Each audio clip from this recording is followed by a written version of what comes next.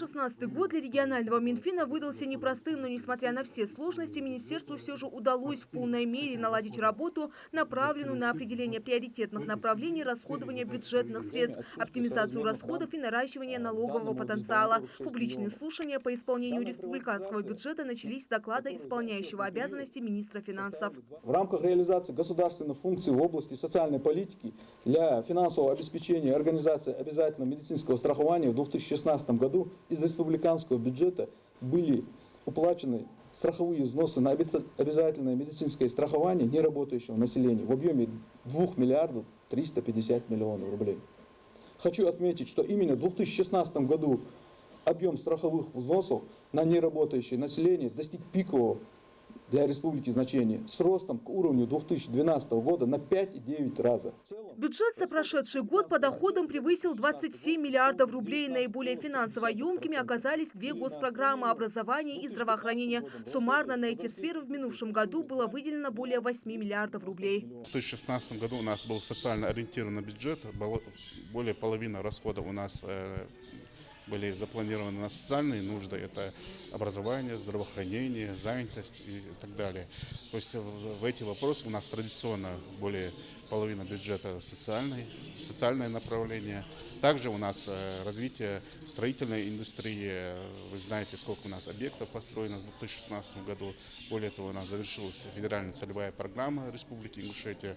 На объекты очень много объектов построено по этой линии. То есть вот эти два направления, которые наиболее значимые были в бюджете на 2016 год. Основной упор был, конечно, сделан на собственные доходы, но при этом план выполнен не в полной мере. Связано это в первую очередь с приватизацией госимущества, которое в принципе носило лишь формальный характер. Тем не менее, несмотря на то, что собственные доходы в бюджет поступали не в полной мере, в отчетном году все же сохранилась тенденция его ежегодного роста. По сравнению с 2015 годом этот объем в 2016 году увеличился на 269 миллионов рублей с ростом на 9,4%.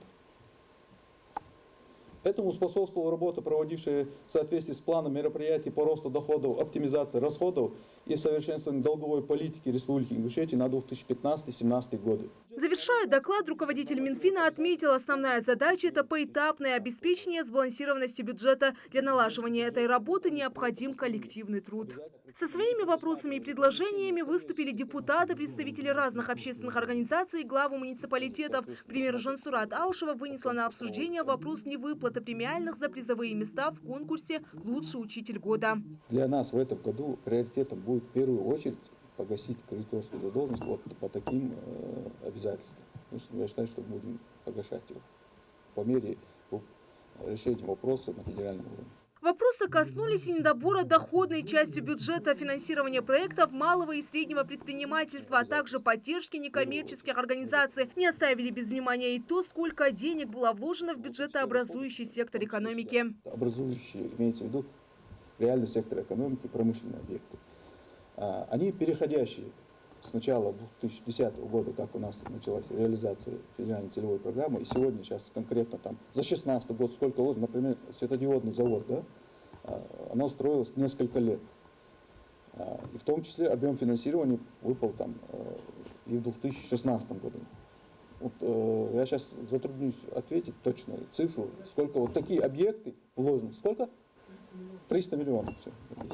Парламентарии отметили важность проведения именно публичных слушаний, когда дело касается таких серьезных вопросов. Важно приучить жителей региона принимать участие в подобных заседаниях, чтобы любой желающий мог задать свой вопрос. Чтобы население знало, на какие цели и расходы пошли бюджетные средства в 2016 году, какие были недочеты, какие были замечания, предложения, чтобы в этом 2017 году и в последующих годах мы могли исправить, минимизировать эти нарушения или недочеты.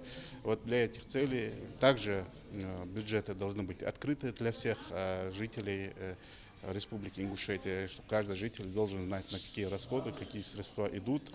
В этой связи мы провели публичное слушание, довольно живое общение, интерес проявили многие к этим слушаниям.